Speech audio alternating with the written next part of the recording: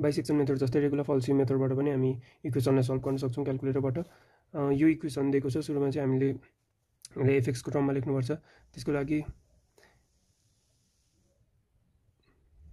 यसरी लेख्दा हुन्छ, किनभने यो 0 भयो अनि यो भनेको एफएक्स भयो। अब एफएक्स निकालिसकेपछि हामीले यसलाई इनिसियल केस गर्नुपर्छ, x0 र x1। त्यसको लागि चाहिँ हामी सुरुमा टेबलमा जाउँ। टेबलमा गएपछि हामीले यहाँनिर रेन्ज सेलेक्ट गर्नुपर्ने हुन्छ। टेबल रेन्ज मैले स्टार्ट 0बाट गरिदिएँ, इन 5 मै होस्, स्टेप 1 मै होस्, यहाँ अगाडिदेखि नै दिएको छ। अनि एक्जिक्युट गरेपछि सुरुमा चाहिँ इरर भन्छ, किनभने हामीले फङ्सन डिफाइन गरेको छैन। अब फङ्सन डिफाइन गर्नको लागि डिफाइन एफएक्स एन्ड जीएक्समा जानुपर्छ, टुलमा गएर। अनि डिफाइन एफएक्समा हामीले यो फङ्सन लेख्नुपर्छ। अब फङ्सन चाहिँ हाम्रो छ cos x minus x e को पावर x, यो छ हाम्रो फङ्सन चाहिँ। अब यसलाई एक्जिक्युट गर्नुपर्छ अनि हाम्रो भ्यालुहरू आउँछ। अब x0 हुँदाखेरि एफएक्सको भ्यालु 1 छ, पोजिटिभ छ। x1 हुँदाखेरि -2.177 छ, यो भनेको नेगेटिभ छ। भनेपछि हाम्रो रुट चाहिँ यो इक्वेसनको रुट चाहिँ 1 0 र 1 को एक्सको भ्यालु 0 र 1 को बिचमा हुने भयो, किनभने यो पोजिटिभ र नेगेटिभको बिचमा 0 हुन्छ। अनि जब एफएक्स 0 हुन्छ एक्सको भ्यालु आउँछ, त्यो भनेको हाम्रो रुट हो। त्यही भएर हामीलाई थाहा भयो इनिसियल केसको भ्यालु चाहिँ x0 भनेको 0 रहेछ र x1 भनेको चाहिँ 1 रहेछ। अब यति गरेपछि जसरी हामीले बाइसेक्सन मेथडमा चाहिँ मिड पोइन्ट निकाल्दै गरेको थियौँ, यसमा चाहिँ हामीले फर्मुला हाल्नुपर्ने हुन्छ, अर्कै फर्मुला हाल्नुपर्ने हुन्छ। यसमा चाहिँ हाम्रो रुटलाई चाहिँ अब x2 लेट गरौँ हाम्रो आउने एन्सरलाई चाहिँ। अनि त्यसो गर्दाखेरि x2 को फर्मुला चाहिँ यस्तो हुन जान्छ। यो लेख्ने सजिलो तरिका भनेको चाहिँ सुरुमा fx1 माइनस fx0, तल पनि fx1 माइनस fx0, अनि माथि चाहिँ यता x0 अनि यता x1। यसरी लेख्यो भने चाहिँ याद पनि हुन्छ। अब यो फर्मुला चाहिँ कसरी आयो भन्दाखेरि यो खासमा हाम्रो यो x र y एक्सिस भयो। अब यसमा चाहिँ एउटा फङ्सन छ अरे यस्तो खालको, अनि त्यो फङ्सनको यो दुईवटा पोइन्ट भयो। अनि यो पोइन्टमा चाहिँ एक्सको यो पोइन्टमा चाहिँ हाम्रो रुट आउँछ। अब यसको बिचमा यसरी लाइन कोर्दाखेरि यो पोइन्ट चाहिँ खासमा x2 हो, यो पोइन्ट चाहिँ x2 हो। अब हामीले चाहिँ यो फर्मुलाबाट चाहिँ यो लाइनलाई चाहिँ नजिक सार्दै जाने हो। जब चाहिँ यो लाइन यहाँ पुग्छ तब चाहिँ हाम्रो ठ्याक्कै x2 को भ्यालु चाहिँ आउँछ। यो फङ्सन कहाँनिर चाहिँ 0 हुने रहेछ भनेर थाहा हुन्छ। खासमा त्यति नै गर्ने हो। अब यसलाई डिराइभ गर्न चाहिँ 2 पोइन्ट फर्मुला लगाएर गर्नुपर्छ, यताको र यताको हेर्दै। अनि यो फर्मुला लेखिसकेपछि x0 भनेको त थाहा छ, x1 भनेको पनि थाहा छ। अब fx1 भनेको x1 को भ्यालु fxमा हाल्दै गर्ने हो। त्यस्तो हो यसमा चाहिँ। यसमा हाम्रो टेबल बनाउनु पर्ने हुन्छ त्यसरी नै, जस्तै कि मैले यहाँनिर बनाउँछु। यो इटरेसन भयो, अनि x0 भयो, x1 भयो, x2 भयो, अनि fx2 भयो। अगाडिकै जस्तै हो टेबल चाहिँ, जस्ट x2 को फर्मुला मात्रै फरक हो। अब यसलाई प्रोपर फर्मुलामा लेख्दाखेरि चाहिँ x2 x0 भयो, अनि fx1 भनेको चाहिँ यो cos x मा x1 हाल्नु हो, cos x1 माइनस x1 को पावर x1 माइनस x1। अब fx0 भनेको cos x0 माइनस x0 को पावर x0, अनि तल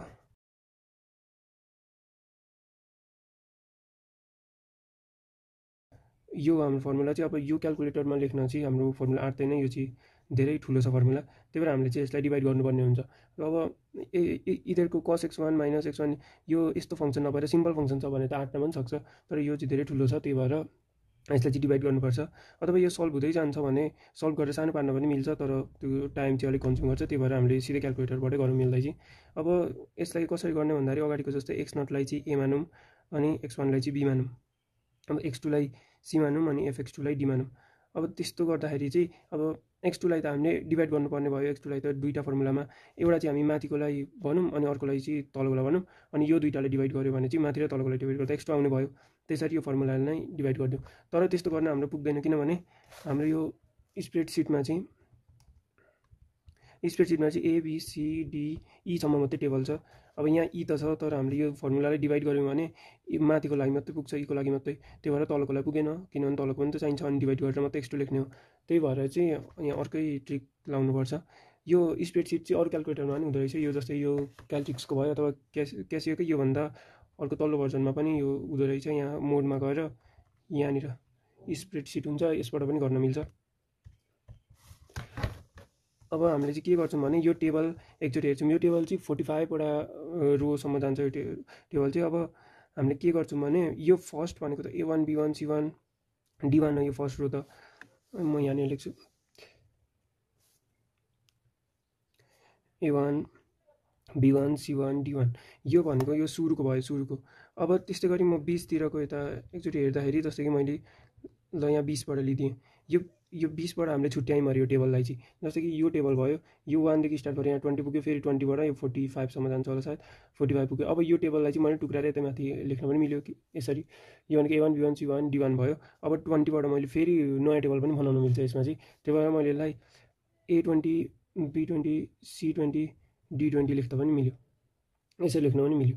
अब हो त्यसरी नै यसलाई चाहिँ फर्मुला बनाउने हो। अब पहिला हामीसँग 5वटा मात्रै थियो, अब त हामीसँग 1 2 3 4 5 6 7 8वटा कोलम बनिसक्यो। अनि यी पनि छ, त्यही भएर 8 9 10वटै कोलम बन्ने रहेछ यसरी दुईवटा पार्टमा छुट्यायौँ भने। अब A1को ठाउँमा x0 लेख्थ्यौँ, B1को ठाउँमा x1 नै, C1को ठाउँमा अहिले C1लाई नहेरौँ, अथवा C1को ठाउँमा x2 नै लेख्थ्यौँ, अनि D1को ठाउँमा fx2 नै, तलको जो छ त्यही। अब हामीलाई यो चार्टै चाहिँदैन, दुईवटा भइपुग्छ, किनभने यो फर्मुलामा यो माथिको पार्ट र तलको पार्ट चाहिँ हामीले हाल्नुपर्ने छ छुट्टै छुट्टैमा। त्यही भएर यो माथिको पार्टलाई चाहिँ म A20मा हालिदिन्छु, अनि तलको पार्टलाई चाहिँ B20मा हालिदिन्छु। त्यो गर्दाखेरि A20 भनेको चाहिँ यो मात्र भयो, B20 भनेको यो मात्र भयो। अब A20 भनेको अप्पर पार्ट भयो, B20 भनेको लोवर पार्ट भयो यसको। अब x2 भनेको त अप्पर माइनस लोवर हो, माइनस लोवर, त्यो भनेको A20 डिभाइड बाई B20। अब कतिसम्म रेन्ज हाल्ने हो त्यसरी नै यो अब टेबलमा गर्दै जाँदा A21 B21 A22 B22 हुँदै बढ्दै जान्छ। त्यही भएर हामीलाई कोलम पनि पुग्ने भयो सबैको लागि।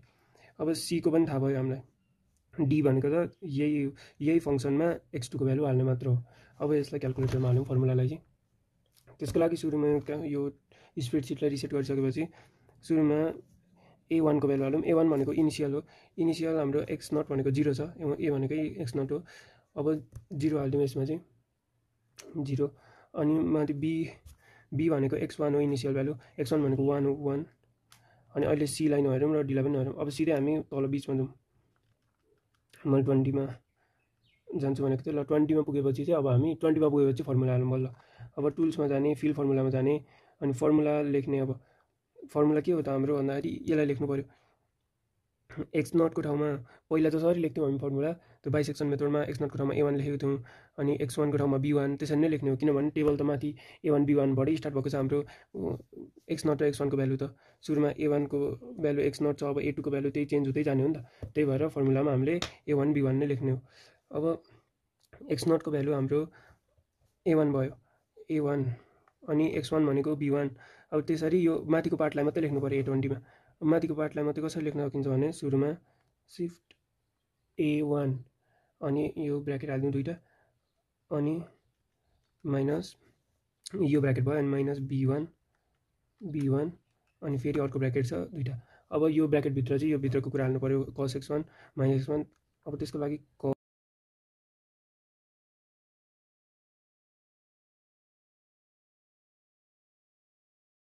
भयो। अब लोवर पार्टको लागि पनि लेखौँ, सुरुमा चाहिँ यसको रेन्ज पनि सेलेक्ट गरौँ।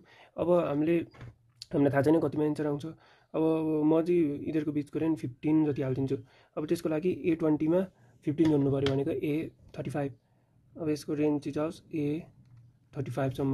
फेरि यसको मेमोरी पनि फुल हुनसक्छ, त्यही भएर यो चाहिँ अलिक विचार गरेर गर्नुपर्छ। अहिलेको लागि चाहिँ A35 हालिदिन्छु, पछि मेमोरी फुल भयो भने यो रेन्ज बरु घटाउँदा हुन्छ। अनि मैले A20बाट A35सम्म यो जाने भयो। अब कन्फर्म गरेँ, ल अहिलेबाट यो हुन थालिसकेको छ। अब अर्कोमा जाने B20मा लोवर पार्टको फर्मुला हाल्ने। B20मा टुल्समा जाने, फिल फर्मुलामा जाने, फर्ममा गएर अब तलको हाल्नु पऱ्यो। अब यसलाई कन्फर्म गरेर रेन्ज पनि सेलेक्ट गरौँ। अघि हामीले 35सम्म गरेको थियौँ A20को भ्यालु, यसको पनि 35सम्मै गरिदिउँ। 35 गरेपछि यसलाई पनि कन्फर्म गरौँ। अब यति भएपछि A20 र B20 भयो। अब फेरि माथि नै जाउँ हामी। अब A को पनि भ्यालु हाल्यौँ, बीको पनि भ्यालु हाल्यौँ, माथिको पनि हाल्यौँ, यसको तलको पनि हाल्यौँ भनेपछि अब सीको हाल्नु पऱ्यो। सी भनेको टुल्समा जाउँ, यसको पनि टुल्समा गएर फिल फर्मुला भनेको हाम्रो के थियो, A20 डिभाइड बाई B20 थियो। सी भनेको A20 डिभाइड बाई B20 हो नि त। त्यही भएर जस्ट यसमा चाहिँ A20 डिभाइड बाई B20 यति गर्ने हो। अब यसलाई चाहिँ रेन्ज सेलेक्ट गर्नु पऱ्यो। अब हामीले यसको रेन्ज चाहिँ कति सेलेक्ट गर्नु, A20 B20को हामीले 15 गरेको थियो अघि, 20बाट 35 भयो, यसको पनि 15 नै गरिदिउँ, 1बाट 15सम्म जान्छ। कन्फर्म गरौँ। ल अब यो पनि भयो। यो म्याथ इरर चाहिँ आइरहन्छ, किनभने तल डिभाइड बाई 0 हुनसक्छ, त्यही भएर इरर लेख्छ। म्याथ इरर लेख्यो भने चाहिँ ओके जित्ने त एन्सर चाहिँ आउँछ, उताबाट एन्सर आउँछ। अब 0 र 1 हाल्दाखेरि सीको भ्यालु 3146 आइरहेको छ। अब हामी fx2 को पनि भ्यालु हाल्यौँ, त्यो भनेको d हो, fx2 भनेको d हो। अब d मा जाने, फिल फर्मुलामा जाने, फर्मुला भनेको हाम्रो छ cos अनि cos x minus x into e को पावर x। अब x को ठाउँमा x2 हाल्नु पर्यो, x2 भनेको c हो, त्यही भएर cos c भनेको c1 हो, किनभने सुरुकोबाट गर्छौँ हामी, cos c1 minus c1 into e को पावर c1। ल यो पनि भयो। अब यसलाई कन्फर्म गरेर रेन्ज अघिकै जति हालिदिउँ 1 देखि 15 सम्म। अब यो पनि कन्फर्म गरौँ, माथितिर आयो भने ओके गरिदिने। ल डी को पनि भ्यालु आयो। अब यो इनिसियल भ्यालुहरू आइहाल्यो। अब यसलाई लेखौँ इटरेसन 98। हामीलाई चाहिँ क्वेसनले यो क्वेसनको चाहिँ 3 डेसिमल प्लेसेससम्म चाहिँ करेक्ट गर भनेको छ। त्यो भनेको एक्सको एप्रोक्सिमेट इरर चाहिँ यसको 0.000 हुनु पऱ्यो, अनि उता जति भए पनि सेकेन्ड इटरेसनमा जानु पऱ्यो। अब हामी यहाँ हेरौँ, अगाडि जे गरेको थियौँ त्यही हो। एफएक्सको भ्यालु पोजिटिभ आयो भने कुनलाई चेन्ज गर्नु पऱ्यो त? यतापट्टि x0 छ जसले चाहिँ पोजिटिभ भ्यालु दिइरहेको छ, यतापट्टि x भन्छ जसले नेगेटिभ भ्यालु दिइरहेको छ। अब एफएक्सको भ्यालु पोजिटिभ आयो भने त हामीले x0 लाई चेन्ज गर्नु पऱ्यो, किनभने x0 पनि पोजिटिभै दिइरहेको थियो, एफएक्सको भ्यालु फेरि पोजिटिभै आयो। अब एफएक्सको भ्यालु चाहिँ नेगेटिभ आएको थियो भने चाहिँ हामीले x1 लाई चेन्ज गर्नु पर्थ्यो। त्यसरी बुझ्दा हुन्छ। अब किनकि हाम्रो एफएक्सको भ्यालु पोजिटिभ आयो, त्यही भएर हामी x0 लाई चेन्ज गरेर x2 को भ्यालु x0 मा लेखिदिन्छौँ। अब यो भ्यालु यहाँ लेखिदिन्छौँ। सेकेन्ड इटरेसनमा 0.3146, बी भनेको जस्तो त्यस्तो भयो। अब यहाँनिर 0.3146 नलेख्दा पनि हुन्छ, किनभने सिधै c1 हो नि त यो भनेको, त्यही भएर c1 लेख्थ्यो। माथितिर आयो भने यसरी ओके दिने, बी भनेको 1। यसमा चाहिँ मेमोरी इरर भनेर आएको छ भनेपछि हाम्रो तल जुन रेन्ज हालेको थियौँ नि त्यो चाहिँ हाम्रो फुल भयो। अब यसलाई चाहिँ हामीले मिलाउनु पर्ने हुन्छ, रेन्ज चाहिँ घटाउनु पर्ने भयो। अब हामीले 1 देखि 20 सम्म राखेको थियौँ, अनि फेरि 20 देखि 35 सम्म राखेको थियौँ। त्यही भएर चाहिँ बिचमा सबै क्यालकुलेसन भएर चाहिँ यसको मेमोरी फुल भयो। अब यसको लागि हामीले गर्न सक्ने भनेको दुईवटा तरिका छ। एउटा भनेको त रेन्ज घटाउने भयो, फेरि फर्मुला लेखेर त्यसको रेन्ज चाहिँ कम गरिदिने। जस्तै अघि हामीले 15 राखेको छौँ भने अब 10 राखिदिने, अनि A20बाट स्टार्ट नगरिकन A11 12बाटै गरिदिने। त्यसो गर्दा पनि भयो। अनि अर्को भनेको चाहिँ यहाँनिर टुल्समा गएर यहाँनिर अटो क्यालकुलेसन भन्ने छ।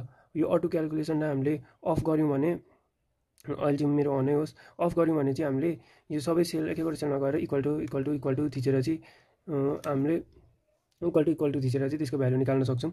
अब त्यस्तो हुँदाखेरि चाहिँ मेमोरी फुल हुँदैन, किनभने सबै एकचोटि क्यालकुलेट गर्दै जान्छ नि त। अघि पो सबै एकैचोटि भएर सबैमा सेलमा भ्यालु बस्यो त। अब चाहिँ हामीले चाहिने जति मात्रै राख्छौँ, त्यही भएर यसरी चाहिँ मेमोरी फुल नहुन सक्छ। त्यही भएर कमसेकम रेन्ज चाहिँ कमै राख्नुपर्ने हुँदो रहेछ।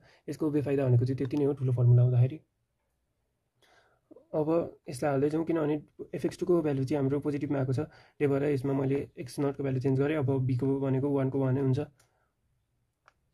माथितिर आयो भने ओके दिने। अब हामीलाई भ्यालु थाहा भयो यसको 0.3146 छ, 1 छ, 0.4467 छ, अनि 0.2036 छ। अब हामीले यहाँनिर त फर्मुला देख्यौँ नि त ठ्याक्कै भ्यालु। अब 4टा मात्रै छ, कोही बेला 5वटा 6वटा चाहियो भने चाहिँ हामीले फर्मुलालाई घटाउन सक्छौँ। जस्तो कि यहाँ सो सेलमा गएर फर्मुलाको सट्टा भ्यालुमाथि टिक लाउने, अनि यसो गऱ्यौँ भने चाहिँ ठ्याक्कै भ्यालु मात्रै देखिन्छ, फर्मुला देखिँदैन। अब फेरि पोजिटिभ आयो, फेरि सी को भ्यालु तान्नु पऱ्यो तल। अब चाहिँ मैले C2 लेखिदिन्छु, किनभने यो C2 मा छ, यसको भ्यालु तल हाल्नु पऱ्यो। माथितिर आयो भने ओके दिने, अनि बी भनेको 1 को 1 नै छ।